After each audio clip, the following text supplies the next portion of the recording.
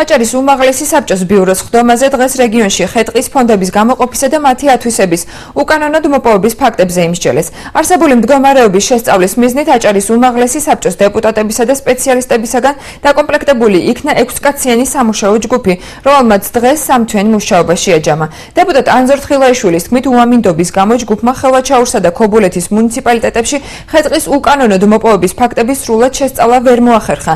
იმ მუნიციპალიტეტებში კი სადაც აღნიშნული სამუშაოები ჩატარდა, დეპუტატის თქმით, ხე-ტყის უკანონოდ მოპოვების არაერთი ფაქტია დაფიქსირებული, რამაც სახელმწიფოს $1,000,000 ლარზე მეტი ზარალი მოუტანა.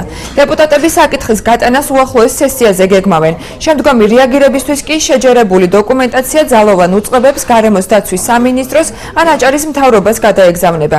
სესიაზე საკითხის გატანას ფრაქცია მაჟორიტარის წევრმა მხარი არ დაუჭირა. ირაკლი ბარამიძის თქმით, ჯგუფმა ეფექტურად ვერ იმუშავა. ბიუროს ხდომაზე ადგილობრივი მნიშვნელობის მშენებლობების რეგულირების ღონისძიებათა შესახებაც იმსჯელეს. შეიცვალა თაში ამინდები და 5 მუნიციპალიტეტიდან მხოლოდ 4-ში მოასწრო ჯგუფმა ესე იგი დავალების შესრულება. დარჩა ქობულეთში მხოლოდ 1 გომისთის სატყეო უბანი და ხელვაჩაურის რაიონი მთლიანად. გამოვლინდა არა როგორც ობიექტური, ისე სუბიექტური მიზეზებით გამოწვეული სხვადასხვა და ძალიან დიდი მასშტაბური დარღვევები. ჩვენ დავინახეთ, რომ არ დაიდოს სრულყოფილი დასკვნა.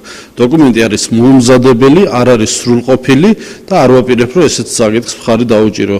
მიუხედავად დიდი პატივისცემისა ბატონ ანზორისადმი, ეს საკითხი ვერ შეისწავლა ამ კომისიამ და რაზეც მე თავიდან თუ გაიხსენებ ჩემს ყველა განცხადებას, იყო დიდი ეჭვი, რომ ეს კომისია ამას ვერ იზამდა. როგორც მოგეხსენებათ, მას შემდეგ რაც ჩატარდა საპრეზიდენტო არჩევნები, საქართველოს უამრავ კანონში შევიდა ცვლილება, სადაც პრეზიდენტის მაგიერ საქართველოს მთავრობა განეხილება. სესიაზე განვიხილავთ, მაგრამ ველოდებით, რომ პარლამენტმა მოახდინოს რეაგირება თავის მიღებულ კანონზე, ზედამხედველობა გასიოს და დაავალდებულოს კიდევ ერთხელ ადგილობრივი ორგანოები, რომ გამოსცეს სამართლებრივი აქტები.